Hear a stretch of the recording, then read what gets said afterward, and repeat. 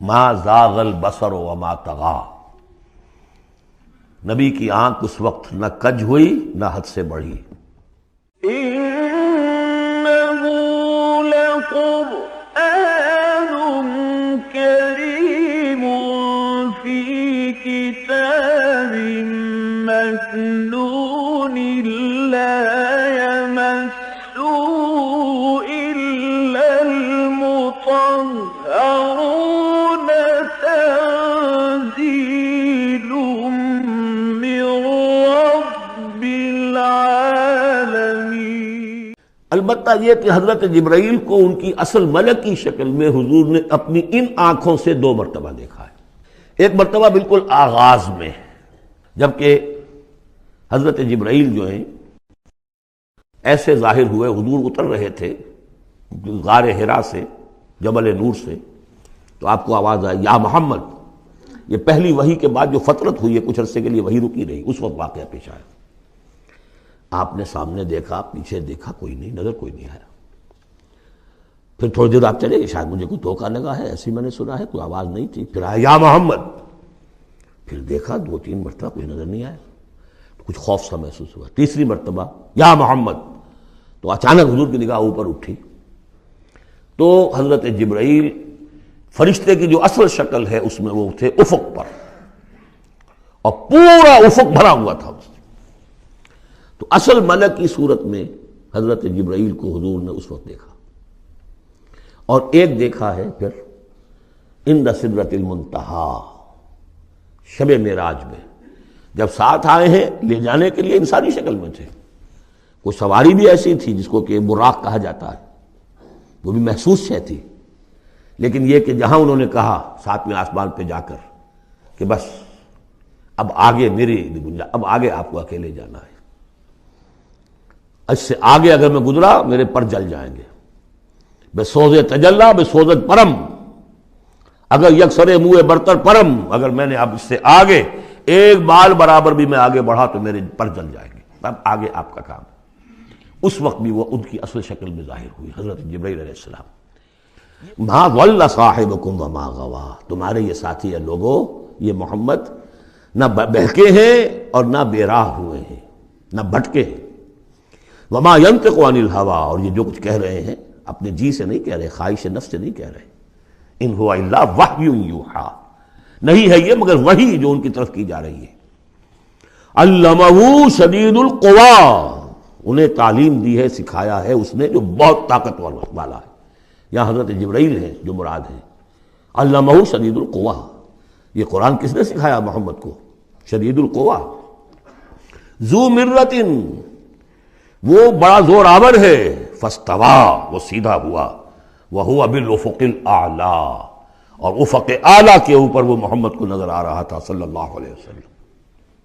ثم دنا فتدلی، پھر ذرا نیچے کو لٹکا، قریب آیا، فکان قاب قوسین او ادنی، اور پھر وہ اتنے قریب آ گیا کہ جیسے 2 کمانوں کا فاصلہ ہو یا اس سے بھی قریب۔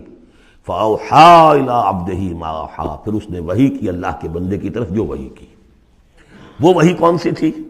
وہ ہے اصل میں وحی رسالت، وحی نبوت جو تھی وہ تو شروع میں آ چکی، اس کے بعد یہ فترت ہو گئی تھی، کچھ وقفہ پڑ گیا تھا۔ شروع میں وحی جس سے کہ حضور کی نبوت کا ظہور ہوا ہے وہ تو ہے اقرا بسم ربک الذی خلق، خلق الانسان من علق، اقرا وربک الاکرم الذی علم بالقلم، علم الانسان ما لم یعلم۔ لیکن اب یہ سورہ مدثر کی آیات اس وقت نازل ہوئیں، یا ایھا المدثر، جب حضور گھر آ گئے اور پھر آپ نے اپنی اہلیہ سے کہا، خوف زدہ تھے، جو بھی منظر دیکھا تھا، ملک کی شکل، فرشتے کی شکل، اب وہ تو حضور ہی نے دیکھا جو دیکھا، ہم تو نہیں سمجھ سکتے کہ آپ نے کیا دیکھا، لیکن یہ کہ اس کے بعد آپ آئے، آپ نے کہا مجھے کمبل اڑا دو، لحاف اڑا دو، لحاف اوڑھ کر آپ لیٹ گئے، تو پھر وہ وہی یا ایھا المدثر قم فانذر وربک فکبر، اے لحاف میں لپٹ کر لیٹنے والے کھڑے ہو جاؤ اور خبردار کرنا شروع کر دو لوگوں کو۔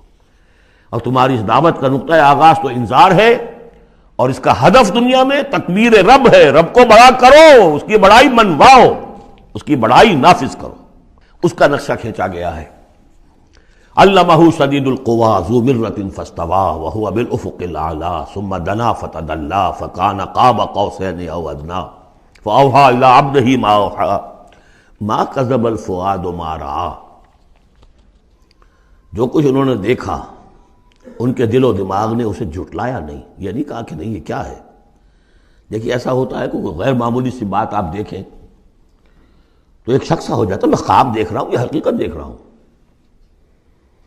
آنچہ نہیں بینے میں بیداریست تو یارب یا بے خواب، اے اللہ جو میں دیکھ رہا ہوں یا ہم دیکھ رہے ہیں یہ بیداری میں دیکھ رہے ہیں، یہ خواب میں دیکھ رہے ہیں، وہ غیر متوقع چیز۔ لیکن نبی کو کوئی شک نہیں ہوا، ما کذب الفؤاد ما رأى، یکسوئی کے ساتھ دل و دماغ اور جو بھی آپ کی آنکھ دیکھ رہی تھی ان میں کوئی کانفلکٹ نہیں تھا۔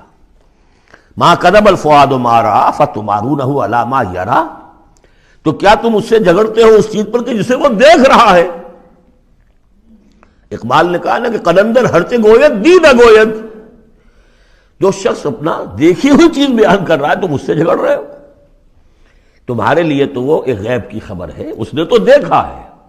افتمارونہ علی ما یری وَلَقَدْ رَآهُ نَزْلَةً أُخْرَىٰ، اس نے تو ایک مرتبہ اور بھی دیکھا۔ کہاں دیکھا؟ عند سدرۃ المنتہیٰ، شب معراج میں سدرۃ المنتہیٰ۔ کوئی بیری کا درخت ہے، وہ کیسی بیری ہے؟ ساتویں آسمان کی بیری، وہ آخری حد ہے، مخلوق کوئی اس سے آگے نہیں جا سکتی۔ اس سدرۃ المنتہیٰ، منتہا نہایت، حد، جہاں کی حد ہو گئی، وہاں تک حضور پہنچے ہیں، سدرۃ المنتہیٰ تک۔ اندہا جنت الماوا، اور سب سے اونچی جو جنت ہوگی جنت الماوا، وہ اس کے قریب ہی ہے، وہ بھی ساتویں آسمان پر ہے۔ یہ تو درجہ بدرجہ ترقی ہوتی جائے گی نا، پہلی ضیافت جو ہے، پہلی نزل جو ہے وہ تو اسی زمین پر ہو جائے گی، پھر جو ترقی ہوگی اپنے اپنے مدارج، اپنے اپنے مراتب، اپنے اپنے مقامات، اپنے اپنے ایمان کی گہرائی، اپنے اپنے اعمال صالحہ، اپنا اپنا انفاق مال و جان، اس کے حوالے سے درجے ہوں گے۔ اندہا جنت الماوا اذ یغشی السدرۃ ما یغشی، جبکہ ڈھانپے ہوئے تھا اس بیری کو جو ڈھانپے ہوئے تھا۔ اب تمہیں کیا بتائیں کیا ڈھانپے ہوئے تھا، تم نہیں سمجھ سکتے۔ دیکھیے کس طریقے سے اذ یغشی السدرۃ، کوئی انوار الہیہ کا کوئی ایسا نزول ہے وہاں جو زبان میں ادا نہیں ہو سکتا، کوئی الفاظ نہیں ہے کہ جو ان کی تعبیر کر سکے، اس پر انوار الہیہ کا کوئی نزول ہے۔ اذ یغشی السدرۃ ما یغشی، جبکہ چھایا ہوا تھا اس بیری کے اوپر جو چھایا ہوا تھا، جبکہ ڈھانپا ہوا تھا اس بیری کو جس نے ڈھانکا ہوا تھا۔ ما زاغ البصر وما طغی، نبی کی آنکھ اس وقت نہ کج ہوئی نہ حد سے بڑھی۔ یہ دو انتہائیں ہوتی ہیں، ایک تو یہ کہ آپ کسی انٹینس لائٹ کو فیس نہ کر سکے تو نگاہ ہٹائیں گے آپ، یہ جھپک لیں گے، فیس نہیں کر سکتے اگر آپ میں ہمت نہیں، استعداد نہیں ہے۔ نبی کا ظرف اتنا تھا کہ ان انوار الہیہ کا براہ راست مشاہدہ کیا ہے، اور نگاہ آپ کو ادھر ادھر کرنے کی ضرورت پیش نہیں آئی۔ لیکن طغا ایک حد ادب بھی ہوتا ہے جس سے آگے انسان کو نہیں جانا چاہیے۔ نگاہ جو ہے اس نے بے ادبی کی روش بھی اختیار نہ کی۔ علامہ اقبال نے، واقعہ یہ ہے کہ اس آیت کو میں نے سمجھا علامہ اقبال کے ایک شعر سے، اور اکثر و بیشتر لوگ نہیں سمجھ سکے اس آیت کو۔ ذوق و شوق کے نام سے جو ان کی نظم ہے بال جبریل میں، وہ میرے نزدیک ان کے شاعرانہ جو ان کی استعداد ہے اس میں بلند ترین نظم ہے وہ، جہاں تک پیغام ان کا جو ہے امت مسلمہ کے لیے، اس کے لیے ابلیس کی مجلس شورا، وہ کلائمیکس ہے، اور وہ ہے بھی ان کے آخری زمانے کی نظم ہے، سن 36 میں انہوں نے کہی ہے۔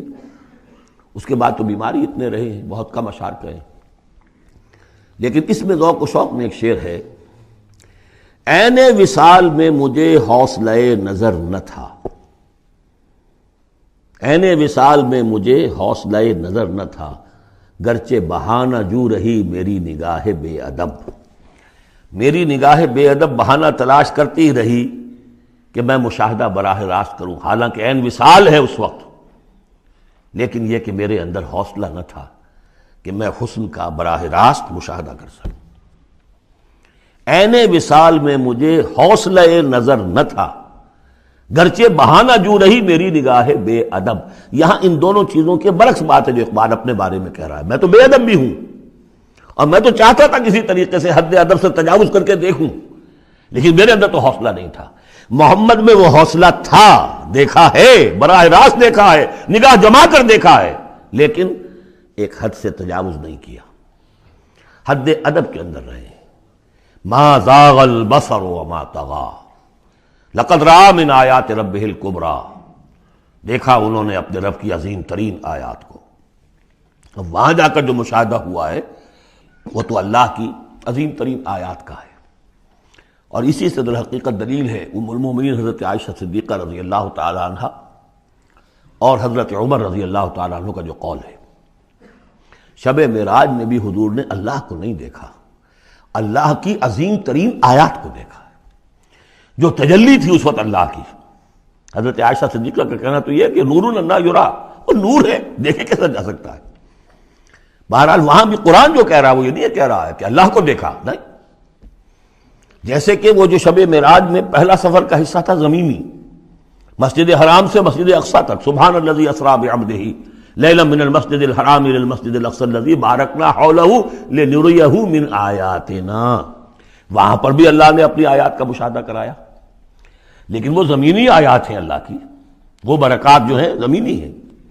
یہ تجلی جو ہو رہی ہے یہ ہو رہی ہے اس سدرۃ المنتہا پر، آخری حد ہے، مخلوق کی آخری حد ہے، اس سے آگے کہیے حرم ہے، حریم ذات ہے اللہ کی، جس میں کسی غیر کا کوئی دخل ممکن نہیں۔ اس حد پر جا کر جو وہاں تجلیات باری تعالیٰ تھے ان کا مشاہدہ کیا ہے۔ لقد رأى من آیات ربہ الکبریٰ،